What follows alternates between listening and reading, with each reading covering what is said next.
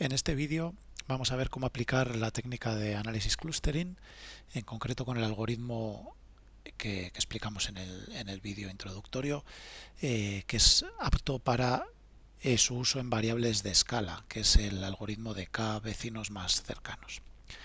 La base de datos que tenemos delante, fijaos que incluye 6 variables. Bueno, una primera variable de identificación del sujeto, no nos sirve para nada. Una segunda variable que identifica de qué área de conocimiento es el estudiante. Esta es una base de datos de estudiantes, ¿no? Estudiantes universitarios en concreto. Y luego 4 variables de escala, 3 de ellas que tienen que ver con las habilidades en competencias informacionales, en este caso en concreto las 3 dimensiones o 3 de las 4 dimensiones que tenían las escalas que vimos en el vídeo del análisis factorial exploratorio y confirmatorio, y luego pues la nota que han obtenido los estudiantes en el curso, ¿no? Durante el curso. Lo que nos va a interesar en este vídeo es comprobar cómo estas 3 dimensiones, las habilidades del sujeto percibidas en búsqueda, evaluación y procesamiento de la información, pueden asociarse con la nota que obtiene el sujeto en el curso y con el área de conocimiento en el que está matriculado.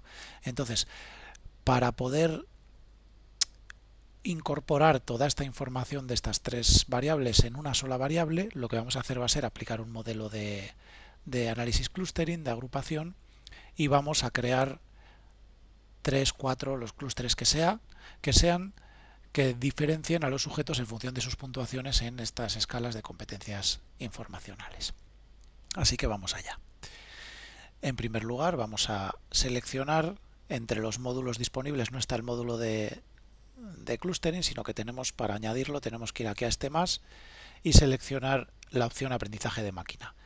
La traducción es un poco rara, viene del inglés, en inglés está puesto Machine Learning y bueno, viene aprendizaje de máquina, ¿no? Lo que nosotros entendemos como técnicas de minería de datos o bueno, Machine Learning directamente. Lo seleccionamos, ya se nos abre aquí el módulo pertinente, y dentro de este módulo pues ya seleccionamos, fijaos que tenemos un montón de técnicas. Las que nos interesan son las de conglomerados, fijaos que hay varias. Por ejemplo, este jerárquico nos permite incorporar variables categóricas, no solo variables de escala, pero bueno, nosotros vamos a utilizar este basado en la vecindad, que es el algoritmo que hemos estudiado en el anterior vídeo. Bien, entonces lo primero que tenemos que hacer es definir qué variables son las que vamos a utilizar para hacer los conglomerados. En este caso decíamos que vamos a utilizar las 3 variables relacionadas con la competencia informacional que tenemos, las 3 dimensiones. Recordad que de la escala de competencias informacionales pues teníamos la dimensión de búsqueda, de evaluación, de procesamiento y de comunicación de la información. En este caso nos hemos quedado solo con las 3 primeras variables y son las que vamos a añadir. Pensad que, dado que en el análisis factorial exploratorio y confirmatorio hemos confirmado que efectivamente sí que la escala de competencias informacionales es plausible que esté compuesta por las 4 dimensiones que vimos, pues nosotros hemos obtenido una puntuación para cada sujeto en cada una de las dimensiones. En este caso nos hemos quedado con estas 3 de las 4 que tenía la escala. Vamos a añadirlas y antes de analizar aquí los resultados que vemos, pues vamos a ir también seleccionando las opciones apropiadas. En primer lugar, bueno, esta que viene por defecto, información de los conglomerados, nos interesa porque nos da esta tabla que tenemos aquí a la derecha que nos dice de qué tamaño es cada uno de los conglomerados, cuántos sujetos hay en cada conglomerado. Por otro lado, vamos a pedirle también por aquí los gráficos de medias de los conglomerados y de densidades. Vamos a mantenerlo porque nos va a dar unos gráficos que nos dan una información interesante. Y por otro lado, dentro de la opción parámetros de entrenamiento, vamos a seleccionar, fijaos que aquí está el algoritmo que decíamos que vamos a utilizar, y vamos a determinar aquí qué número de conglomerados queremos. Claro, la opción que viene por defecto es un algoritmo, que se haga la selección de conglomerados de manera optimizada, con un algoritmo que se llama BIC, y fijaos que a partir de este algoritmo el propio programa extrae, aquí lo tenemos en la primera tabla, 7 conglomerados. Quizás son demasiados. Si vemos, vamos a ver cómo aparecen, por ejemplo, los gráficos. Fijaos que el primer gráfico que hemos pedido, este gráfico que hemos pedido es el gráfico de las medias de los conglomerados. Nos dice para cada uno de los 7 conglomerados que vienen en color qué puntuación media, y estas serían las bandas del intervalo de confianza alrededor de la media, tienen los sujetos que pertenecen a ese conglomerado, ¿no? Así que podríamos ver, por ejemplo, el conglomerado rojo, el conglomerado número 1, se asocia con sujetos que tienen puntuaciones razonablemente altas en la dimensión de búsqueda y puntuaciones muy bajas en evaluación y bajas o medias bajas en procesamiento. Mientras que, por ejemplo, el conglomerado 2 se asocia con sujetos que tienen puntuaciones altas o razonablemente altas, ¿no? en todas las variables que hemos incorporado. Por ejemplo, tenemos algún conglomerado también con puntuaciones medias, como puede ser este conglomerado rosa. Fijaos que los sujetos rosas tienen puntuaciones prácticamente de 0 en la dimensión búsqueda, prácticamente de 0 en la dimensión procesamiento y un poquito más altas de 0 en evaluación, ¿no? Pero claro, son tantos conglomerados que nos cuesta interpretar los resultados. De hecho, si subimos un poco, sí que tenemos un R cuadrado muy alto, de 0,73 prácticamente, un índice de Silhouette bueno, entre medio y medio bajo, ¿no? 0,270 está un poquito por encima de 0,25, que decíamos que era el límite para definir un modelo como malo o como bueno, aceptable en combinación con otros indicadores. Y luego el número de sujetos por conglomerado, fijaos que es muy pequeño. Estamos hablando de que en el conglomerado 1 y en el conglomerado 5 tenemos solamente 10 sujetos, 10 y 11, y que en otros conglomerados andamos por 47, por ejemplo en el conglomerado 2, ¿no? Igual conglomerados con tan poquitos sujetos no es lo más adecuado, ¿no? Podemos estar hablando de que un conglomerado al menos tenga 25 o 30 sujetos, pues eso sería lo ideal. Así que vamos a probar con otro número de conglomerados y vamos a ir viendo más o menos cuál podría ser la solución más adecuada, pensando en el principio de parsimonia y también pensando en estos indicadores. Vamos a poner, por ejemplo, aquí como máximo de conglomerados que sean 6 para que no nos absorba 7. A ver si nos hace una solución de menos de 6. Nada, nos da una solución de 6. Bueno, vamos a ver la solución de 6 conglomerados. Fijaos que hemos ganado un poquito de R cuadrado, hemos perdido, perdón, un poquito de R cuadrado, como un 3%, antes era 0,72. El índice de Silhouette se queda muy similar y en cuanto a los conglomerados seguimos teniendo aquí dos conglomerados, el 3 y el 6, con muy poquitos sujetos, ¿no?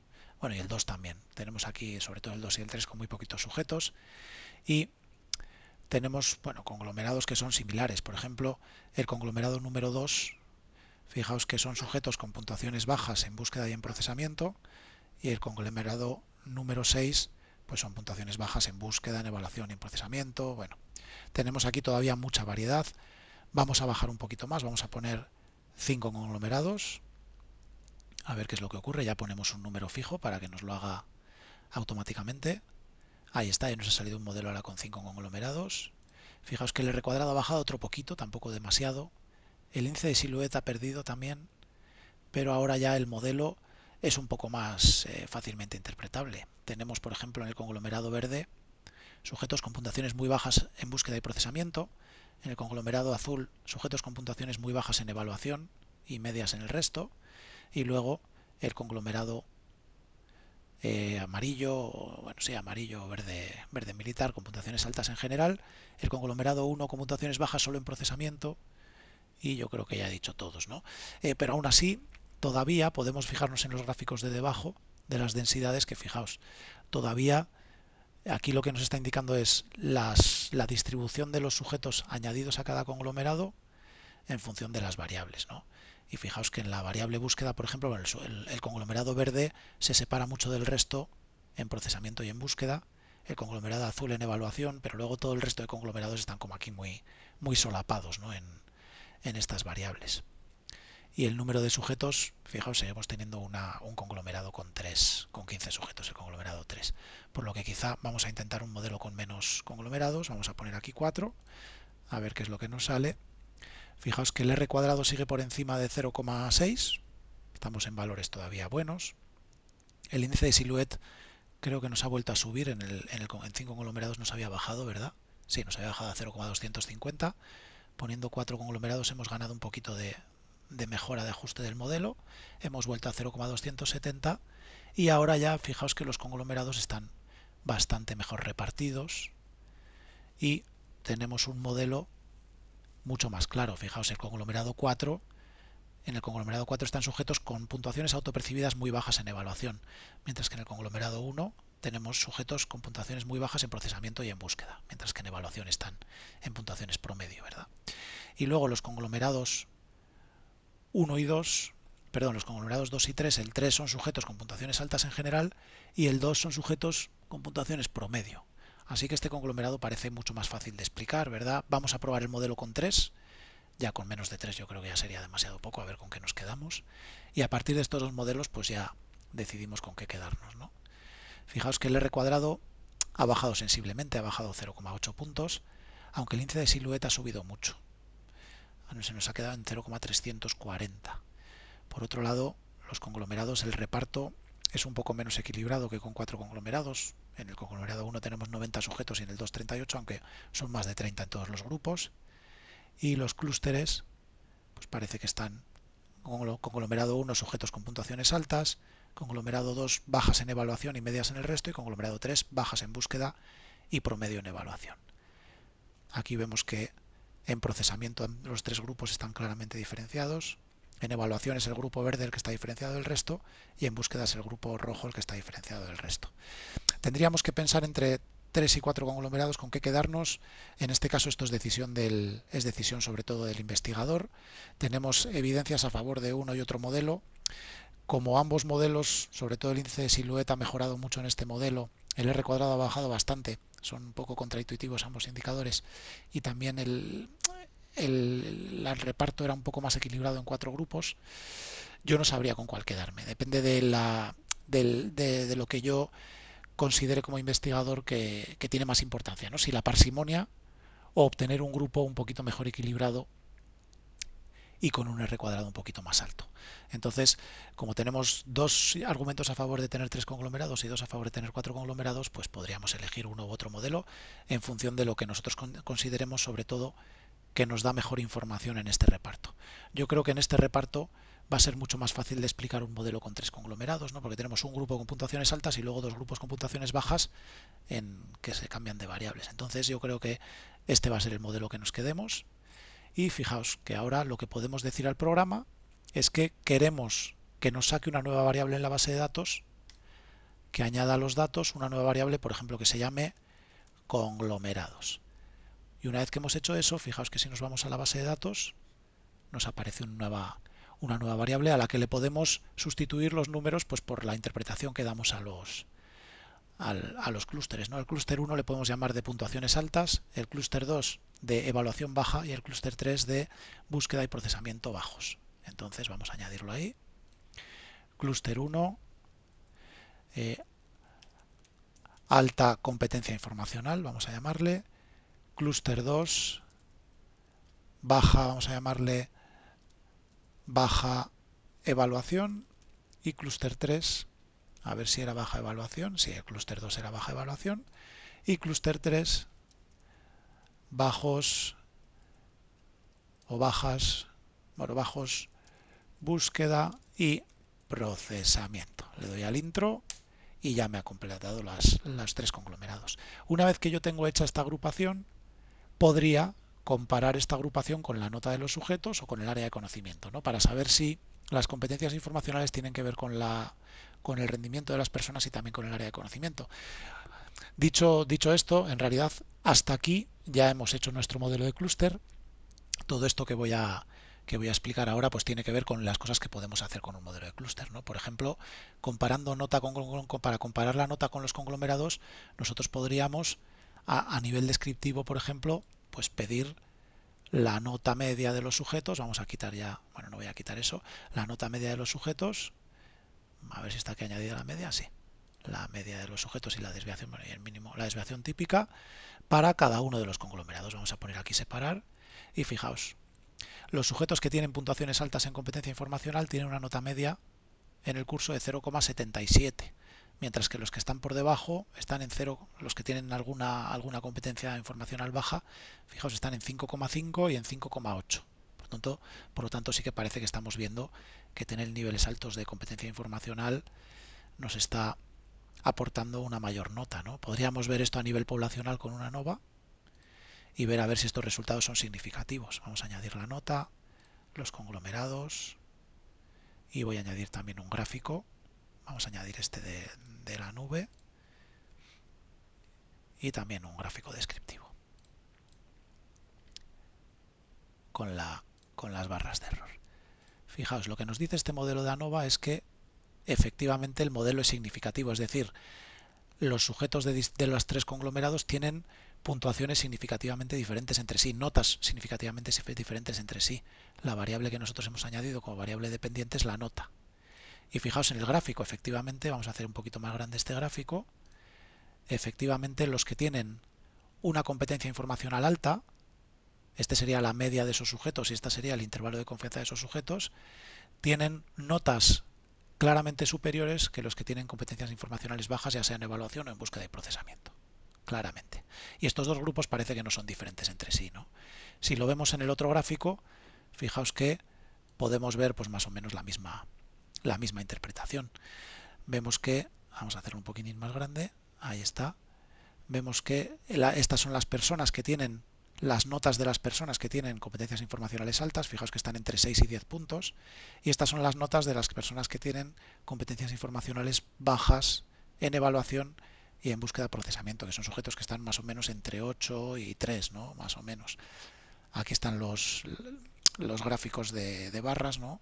O sea, de barras, perdón, de cajas y bigotes, y vemos también que efectivamente los sujetos con alta competencia informacional tienen alcanzan una nota bastante claramente más alta que los otros dos grupos. También lo vemos aquí en la distribución de puntuaciones, ¿no? El grupo verde tiene una nota por encima de los otros dos. Por lo tanto, podríamos confirmar que el clustering sí que está siendo capaz de discernir entre sujetos con alta nota y baja nota, ¿no? Es decir, que las competencias informacionales de las personas sí que están influyendo sobre eso. Además de esta técnica, también podríamos aplicar, además de esta comparación, también podríamos comparar, vamos a quitar estos descriptivos ya también podríamos comparar o comprobar si esta conglomeración, si esta agrupación puede determinar el hecho de que una persona pertenezca a carreras de un área de conocimiento u otra, en concreto de ciencias sociales o de humanidades. Dado que ambas variables no son de escala, son variables categóricas, en este caso lo que voy a utilizar es una tabla de contingencia y voy a añadir, por ejemplo, en filas el área de conocimiento y en columnas la conglomeración. Y le voy a añadir también el porcentaje por filas para que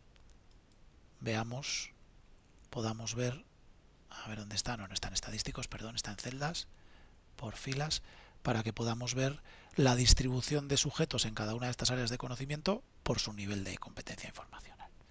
Bueno, fijaos, en la base de datos tenemos 37 personas que estudiaron ciencias y de esas 37, fijaos, 24 consideran que tienen altas puntuaciones en cociente intelectual. En concreto, el 64% de los estudiantes de ciencias consideraron que tenían altas puntuaciones en en competencia informacional. Mientras que el 21 y el 13 estuvieron en los grupos con bajo nivel de evaluación o bajo nivel de procesamiento y búsqueda. En cuanto a los de ciencias sociales, este porcentaje, fijaos que se equilibra mucho más. La mitad, bueno, un 40% más o menos, están en el clúster alta competencia informacional, pero también prácticamente un 40% está en el clúster bajos procesamiento y búsqueda.